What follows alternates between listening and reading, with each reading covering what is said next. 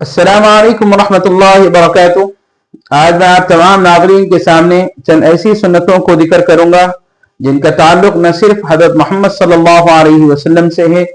بلکہ آپ سے پہلے جتنے بھی انبیاء کرام علیہ السلام اس دنیا میں تشریف لائے ان تمام کا تعلق ان چار سنتوں سے۔ ان میں سے جو سب سے پہلی سنت ہے وہ ہے حیادار ہونا، اور حیا کے معنی یہ ہے کہ بندہ اس بات کو اچھی طرح سے سمجھے کہ اسلامی تقاضے کیا ہیں، اور حیا کا تعلق اس بات سے ہے کہ بندہ اس بات کو سمجھے کہ جب وہ پبلک پلیس میں ہو یا ریلوے اسٹیشن پر ہو یا بس سٹینڈ پر ہو تو اپنی نگاہ کا، اپنی زبان کا کس طرح سے استعمال کرے۔ اور حیا کا تعلق اس بات سے بھی ہے کہ اگر بندہ اپنے پڑوسی کے گھر مہمان بنے یا اپنے ریلیٹیو کے گھر مہمان بنے تو اپنی نگاہ کا، اپنی زبان کا کس طرح سے استعمال کرے۔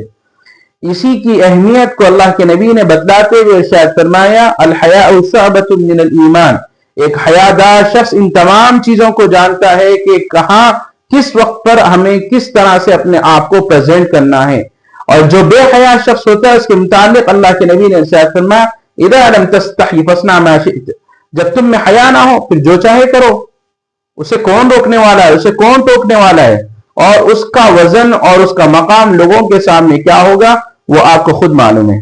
اور جو لوگ اور جن کنٹریز کے اندر یہ نعرے لگائے گئے اور جن لوگوں کی ذہنیت ایسی ہے کہ میرا جسم میری مرضی، آج ان کنٹریز کا اور آج ان لوگوں کا اگر آپ جائزہ لیں تو ان کی حالت ایسی ہے، آپ کو سمجھ میں آ جائے گی کہ وہ لوگ خود کو کاٹنے کو دوڑ رہے ہیں۔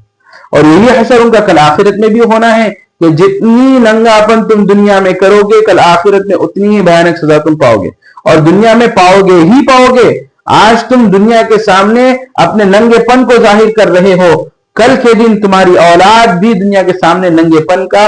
مظاہرہ کرے گی، جس کی رسوائی، جس کی ذلت آپ کو بڑھاپے میں اٹھانا پڑے گا۔ اور جو دوسری سنت ہے اللہ کے نبی صلی اللہ علیہ وسلم اور تمام انبیاء کرام علیہ السلام کے اندر سملر تھی، وہ تھی عطر کو پسند فرمانا۔ اور اس کے متعلق میں آپ کو ایک بہترین خوبصورت سا واقعہ سنا دینا چاہتا ہوں کہ ام ہانی رضی اللہ تعالی عنہ کے گھر ایک مرتبہ آپ صلی اللہ علیہ وسلم مہمان ہوئے۔ جب آپ صلی اللہ علیہ وسلم سو رہے تھے تو ان کے جسم پر پسینے کے آثار نظر آئے جن کو ام ہانی رضی اللہ تعالی عنہ جمع کرنے لگی۔ جب اللہ کے نبی نے انہیں دیکھا تو اللہ کے نبی نے پوچھا کہ یہ تم کیا کر رہی ہو؟ ام ہانی رضی اللہ تعالی عنہ نے ارشاد فرمایا کہ اے میرے محبوب صلی اللہ علیہ وسلم،